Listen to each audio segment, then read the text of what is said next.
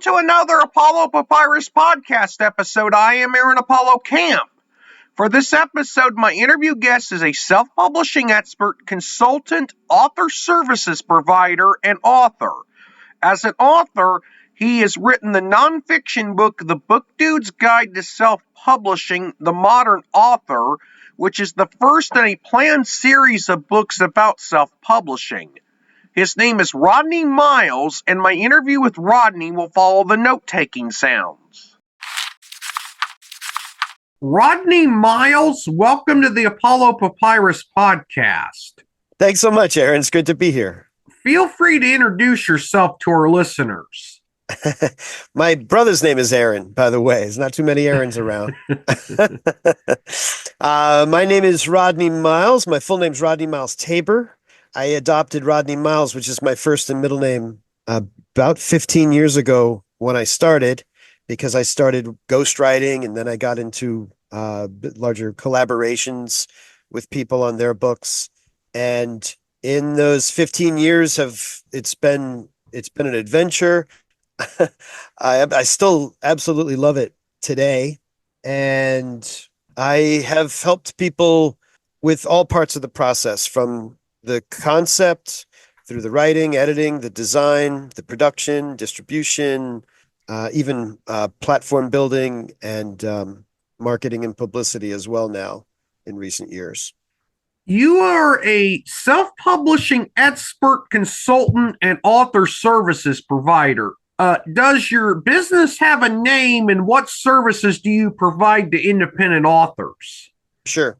I practice under Rodney Miles. I've called it Rodney Miles Book Creation in the past, Rodney Miles Author Services, but basically Rodney Miles. I'm a solopreneur. Times I have an assistant, but I today work, and I've worked in different ways through the years. Today I work on an hourly basis as a consultant. And what that means is I can directly provide any service that you need, really, whether it's assistance with the writing or editing, book design, cover design, depending on the genre and so forth. There's things I'm expert at and things I'm not expert at. And I'm perfectly happy to, explain those.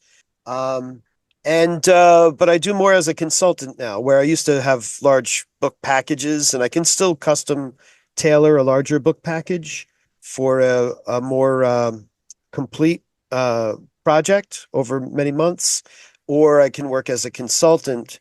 And in either case, if there's occasion where we need a proofreader, for example, I've got a few that I really like to work with. And that goes with anything else. There are certain things that I'm not professional at, but I am familiar with, such as publicity. And there's a publicist, for example, who I really like to use. I've worked with and gotten results. So literally any part of the process I should be able to help or consult with. What motivated you to start providing services to independent authors? And are there some of your services that you're more of an expert at than others? Sure. Well, I'm 55 now. When I was 40, I was a real estate broker and the bubble burst here in Florida. So I had to decide what I was going to do. I had to either make a commitment, like people at that point. There were a lot of people who had real estate licenses because it was such easy money. So when the bubble burst, it became real work. So the people who remained were dedicated, and I thought that was a very good thing, actually. But I had to make a decision. I really did enjoy that, but kind of underlying everything my whole life was this love of books and the idea that you could be an author or work in that area just seemed a little too much to hope for in many ways. But that changed at 40, and I started doing some ghostwriting with a platform. Back then it was called Elance. Now it's Upwork. And really took to it very quickly to dovetail into, how I started providing those services. I've found a couple recurring clients pretty much right away because I really treated what I did with a lot of care. Even though I was getting paid crap. It was a great way to start and get busy and build a portfolio. And out of that, got a job with or not a job, but a recurring gig, I guess, with a small publisher out of Australia. And they were doing they had a marketing program that one of the tiers of which included a book. So I came on originally as a ghostwriter, and we kept working together, and I ended up ultimately putting together a little writing team of about 25 writers, a couple of editors, a cover designer, and I'm just thoroughly enjoying this at this point because it's all fun to me and I'm learning the business very, very quickly, cutting my teeth on a lot of books. I say 300 to 400 books in the last 15 years, probably 150, 200 of them were in that first year or two with that team. I had a hand in each of them in some way, whether I wrote or edited or designed. Uh, and I loved it. When that partnership dissolved, it was it was kind of good timing because I was ready to slow down a bit and go deeper with clients on larger books, and it seemed like the natural next step. And I went completely solo and started helping. When you get into the business the way I did, books of expertise are more or less what you're going to have the greatest opportunity right away to work with because these are authors who have a budget for hiring and getting help, and they are ready to monetize their investment more quickly than, say, an author who's going to build a readership and uh, make a living as an author strictly. So, for that reason, I learned nonfiction and, in particular, books of expertise. In particular, there was a deal that the company had with the Speakers Association, the National Speakers Association. So we must have done 100 books for speakers. But I learned some valuable things out of that. I learned how to preserve somebody's voice, some very important things that have carried through to this day. So I would say if you fast forward 15 years, probably have an inclination to memoir as far as what I really like. I do an occasional business book with somebody. I'm also helping some people with fiction now and have been for a few years, and general career development, building your infrastructure and making plans so that if you work a day job, you've got a plan. So in, 1 to 5 years, you can be a full-time author if you choose. You've written your own book titled The Book Dude's Guide to Self Publishing the Modern Author. Without spoiling too much of that book, what is it about? That's I think it's a critical book for anyone. First of all, I recommend all kinds of books on self-publishing. I think I even say in there, probably not the only guy you want to read. And there are people who influenced and helped me over the last 15 years, like Joanna Penn and Derek Murphy and David Cochran and some uh, Jane Friedman, Catherine Rush. There's some people who have shared their experience through the years who have been invaluable. But I think my book has a unique place. And I called it The Modern Author because what it does, it catches you up. So if you're my age or if you remember the old days of publishing, I found in my practice that a lot of authors have naturally have misconceptions about what certain words mean as a primary example. For example, the publishing has many definitions now. It's not just that book deal where they fly to Hawaii and there's champagne and book signings. There are different kinds of publishers. There's different kinds of publishing today. So we get that cleared up in the book. Even writing, reading, these have changed. They've literally changed with technological changes over the last 15 years, with habits. For example, I would consider listening to an audiobook on your treadmill or in your ride to work. I would call that reading because it's a form of reading with a book that not only makes it possible, but by the way, makes it very possible for a lot of people who read a lot do it with audiobooks and never crack a paper book, print book. So, what the modern author does is it brings you up to date on things like that are very basic. And the more basic they are, the more important they are.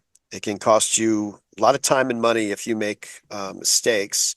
Not to scare anybody, but for the read of that one book, you can be what I call a modern author and understand not just the pitfalls to avoid, but the opportunities you have, because it's never been greater for someone to self-publish. And self-publishing has gone from the sort of unwanted new kid on the block 15 years ago, according to the industry, to a bona fide profession today. And you, all on your lonesome from your couch, can produce a book every bit as professional as something coming out of the Big Five in Manhattan, for example. So it's really pretty wonderful, actually. What was it like to write your own book? That's that's a good question. This one was a little unique. I've really come to enjoy the whole process, like, unless you've got a stiff deadline or something. But even then, if you keep the right frame of mind, uh, it can be a really enjoyable process. And sometimes you even forget until you sit down and you start writing, or you start developing, or you start designing, and it's really beautiful to kind of get lost in the flow of it all, because unlike a lot of things people end up doing for a trade, it's it's fabulous. And I love books. I collect them and so on as well. So, but the modern author was a little unique. It's a book I wanted to write right from the get-go when I started, which is kind of funny. I must have been an upstart at 40, but for years wanted to write the book about writing books. So for all those years, I think it was 13 years before I finally got this book out. And it's the first of what is becoming a series, by the way, that'll address the rest of the parts of the self-publishing process. But I used to make notes. I used to have outlines. I made a few attempts at it. I would I started throwing things into one particular Word file. I would record things. I remember mowing the lawn and stopping and pulling out my little recorder and recording an idea I had about how editing is much like, or is what David Gilmour does with his guitar solos, for example. Ways to make it approachable and explain things to people. Turns out I really needed those 13 years to gain what I would consider the appropriate expertise to write such a book. And I lay out my process for creating a book in that book. The future books will deal with that in more depth, as well as platform building, as well as strategic growth for authors, such as publicity and co-promotions and ways to jumpstart your career. But it's funny, to get really to the heart of the answer of your question, what it was like writing that book. When I finally sat down and started focusing, I had over 300,000 words of notes and things that I'd kind of compiled through the years. So it became a developmental challenge, and was really, really a cool experience, actually. I got it down. I think the book might be, I don't know, 40,000 words, something like that. And it was an interesting one to organize as well, because industry terms are very important, for example, but I didn't want to lump them all together in one big section in the middle of the book. It'd be too textbooky.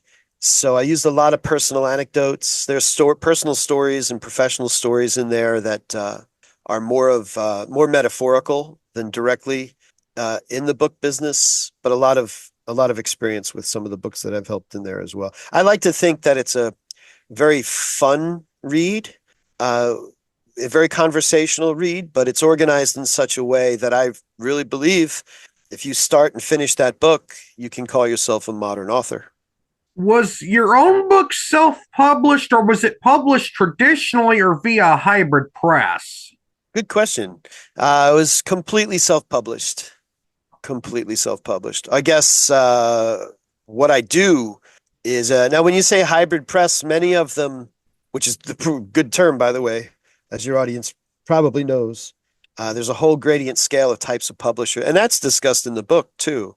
I give a lot of credit to, there's a group called publishizer.com that I've met one of the fellows there through a mutual friend years ago. But they have, and they still have, what I consider the most concise, clear explanation of the different types of publishers that you have today. So, for example, I myself, what I've been doing all these years is probably considered, I would probably be considered what they call a service publisher, someone who provides the services for a fee rather than any participation in your rights or royalties. So it's work for hire, you pay somebody, and then you retain 100% of all your rights and royalties. And that's what I've done through the years anyway. And that's, of course, how I did my own book. The next two questions I have are about advantages and disadvantages of self publishing, as there are advantages and disadvantages to both self publishing and traditional publishing. But the first part of this is, what are some advantages to self publishing? Mhm. There are a lot. There are a lot of advantages. Creative control, 100% of your rights, 100% of your royalties. Now, along with each of these advantages is an additional responsibility, of course. However, I 99.9% of the time, if you're a first-time author, I recommend self-publishing, to be blunt. Traditional publishing, there's a degree of uncertainty as to whether you're ever going to get published, first of all. And I'm talking about traditional publishing, as you know, in the purest sense. So I'm not talking about there are a few reputable companies out there like Greenleaf, for example. I haven't worked with them, but I have nothing but a good impression of the company and the titles that they've put out. Mainly, it seems like business titles or biographies. But as an example, well, when you get into the gradient scale of publishers, it'll vary. So if you get a deal with Random House, for example, there's a couple advantages to that, as in traditional publishing. In my view, the critical things that if you're making a deal where you're going to give away 85% of your royalties and have a company that also participates in your right and has a say in your rights by contract, then they should be able to provide certain things. And this is part of being a modern author, is understanding. And what I think those things should be include national media opportunities and national, what we call full service distribution, because those are things that are difficult or tricky to get, although you can, as a purely self-published author. So what that means is, if you're going to give away that much of your rights and your creative ability and so on, what do they have that you can't get otherwise? And national media opportunities would be, they already have established communication lines with national media. The other one, full service distribution. You can publish with Ingram Spark, for example, and your book will be available virtually everywhere. They used to say 39,000 retail outlets. I just read recently they've upped that to 45,000 retail. So whenever you see a publisher promoting that they'll get you in, quote, in 45,000 or 39,000 retail outlets, all that means is they have an Ingram account, by the way. So that's distribution. Full service distribution is where someone at a desk in New York City calls Barnes and Noble and says, we want to push out, 10,000 copies of this book to all the brick and mortar stores and give it an end cap and whatnot, and actually get print distribution out that way. And that, by the way, is one of the fundamental differences between traditional publishing and self-publishing. Because of the nature of print runs and the business, traditionally published authors, as I understand, generally make most of their income from print sales, paperbacks and hardcovers, and they have a distinct advantage in hardcover over self-publishers because of the costs to print hardcovers one at a time, which is what self-published authors do. Self-published authors, however, very often their main source of income as far as format is generally the ebook. Maybe audiobooks now as well. Actually, that's interesting. And then the paperbacks I find to be sort of a level playing field. So that's some of the differences. Now, when you're looking to publish, it's very interesting. I have a client right now. He's a interventionalist, doctor, physician, and he's written a rather brilliant. He checks all the boxes for traditional publishing. He's written a brilliant spy novel. It's the first in a series. I'm doing a final edit on it, and it's fabulous. I don't understand why it wouldn't have been picked up. I think he spent 6 months to a year trying to get it picked up through the proper channels, through literary agents, through submissions, query letters, through traditional publishing. Very often they won't talk to you, and the publisher won't talk to you unless you come by way of a literary agent. So your first step is to find a literary agent. The trick is you've got to find a literary agent and a publisher who know how to sell what you have written. Uh, that's a caveat. A lot of people, if they don't get a deal right away, they tend to question if their writing is any good or if they can actually do this. And that's really not what it comes down to. What it comes down to is, does the publisher you're speaking with know specifically, because it's a business, how to sell your book and you as a branded author? And if they don't, they're just generally not going to want to invest the time or take the chances with you. And in my view, there's so many of it. It's become the climate today, by the way, goes both ways. So I remember when it was very interesting back in the day, years ago. There was a woman, for example, named Amanda Hawking, very young woman, wrote some YA zombie novels and self-published them and got $1 million deal. Was the buzz from a traditional publisher because she had self-published and had success in self-publishing. Years later, another author named Mark Dawson, who, from what I understand, was traditionally published and doing well with his suspense novels. And he kept having questions like, what were the results of this ad campaign? What's the demographic of who's buying? Things like this. And the publisher was slowing him down. He couldn't get information. He couldn't get all the information right away. And he really wanted to roll his sleeves up and play a part in the business side of what he did. So he left traditional publishing and went to become a self-published author. And he's a thought leader now too, especially in terms of advertising and so on. So you've got people transitioning both ways, traditional self-publishing. I even helped a woman who was a best-selling traditionally published author who wrote something off genre from what she did with her publisher, and she wanted to try self-publishing. So many authors are doing a little bit of both as well. I have time for two more questions, but I only have about 5 minutes. Sure. My first one is, what are some common things that trip up self-publishing authors? I think the first thing is I would say two things, and they're may be kind of broad, but the first thing, and this is how people generally find me, even if you write the book, you kind of I liken it to coming to the edge of a cliff and realizing, what do I do now? Because it really sinks in at that point. I've got the book and no idea what to do because you've never done it. Now, once you've done it, it's not rocket science. There's stages. I outline 10 stages or 10 facets of book creation. I call it the book creation cycle in the modern author. And the next book, which is coming out this year, is going to be just completely address those 10 stages in more detail, which, I mean, there's the project management, the writing, the editing, the design, the production, the distribution, the pre-launch, the launch, post-launch, marketing. I don't know if I nailed all 10 there, but that's just for clarity. So those 10 stages give you an idea, though. There are little skill sets for each of these things, and you want those handled professionally. Now, I think many people can do that completely on their own. Sometimes you can just contract out a little bit as you need, or you can hire a consultant like me who can guide you through the whole process. So that's the first thing, the first big sort of come to Jesus moment.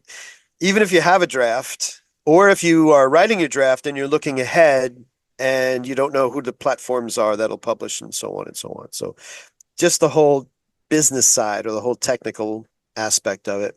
The other thing is probably the timeline. I don't know that it's an obstacle, but it's probably the most arbitrary facet of self-publishing. So self-publishers today, we're a bit spoiled. We could write a book and publish. Actually, NaNoWriMo, for example, is an annual event where people write a novel, a 50,000 word novel in a month. And many people do that. Many people will write their first book that way. It's a really interesting challenge. And you can do that. You can write a book in a few weeks, do the production, the design, and everything. And I mean, you could publish a book inside of, well, some people even do it inside of a week, but certainly a month with the times for things to show up on the platforms and whatnot. However, it can be longer than that, and it depends on your situation and your strategy as an author. If you just want to get a very professional book out very quickly, for example, so that you can uh, get into professional speaking or become a consultant or raise your rates or help it uh, boost your business, that's one thing. That can be done very quickly. And you may or may not want to have any fanfare by way of a launch. If you're building a career as an author, you might have a different strategy. And that could vary probably even more wildly. You might release a book or not release a book. One uh, understood to be very effective strategy is to write a series of 3 books, for example, and not release them until they're all ready, and then release one every 30 to 60 days just to really excite that algorithm on Amazon and get a lot of automatic help that way from Amazon because they reward that. And to make your first book free. There are some authors who have successfully become full-time by writing a series, and that's their advice. Don't even bother marketing anything until you've got the whole series done. Then it's, I don't know if easy is the right word, but very much easier to promote a series for different reasons. One final question. What is the best advice you could offer someone who is considering writing and self publishing a book for the first time? Well, you can do it. That's first of all. It's a good, by way of encouragement. And put it this way, there's a quote from some other author that I'll paraphrase, and it's true with everyone I've worked with. Their biggest regret is not doing it sooner, actually, which I think is very encouraging. And even if you think you don't have much to say or you have doubts about that, you'll be surprised. You really don't know what you know until you try to teach it, or God knows, until you write a book. It's really interesting. People generally, in my experience, tend to underestimate how much they have to contribute and share. It can, even if it's just your personal stories, someone else can learn by that. So I think my number one piece of advice, I guess I put on a coach or consultant hat and let you know you can do it. You can do it completely on your own for free. Well, relatively for free. There's a few fees involved, possibly, depending on how you do with things. But my point is, you can do it on an extreme budget or no budget, or you can hire out uh, an entire process where we're going to spend 6 months together, and it's going to include a couple months of publicity, even, and do the full launch and everything involved, beta readers, everything. So, and then there's everything in between. A good analogy is if you are building a house, you can simply hire some developer and they'll do the plans and hire all the subcontractors and do everything. And you write a check and come back in 6 months. Or you can be your own contractor and you can hire the roofer and choose the tile guy and the architect and kind of subcontract out. And there's another option where you hire a consultant like me and he recommends the roofer and guides you through the process, and you still choose your own contractors or what parts you're going to do yourself. So I don't think there's ever been a better time to self-publish. And I do think for 99% of the people out there, maybe more, especially if it's your first book, I would say you're probably best served by self-publishing. But I'm biased. Rodney, thank you for appearing on the Apollo Papyrus podcast. It was wonderful to interview you. Likewise, it's a pleasure. And anyone named Aaron is a friend of mine. As a self-published author myself, I loved interviewing Rodney about self-publishing. This is Aaron Apollo Camp reminding y'all to find your writing and reading purpose. Bye for now.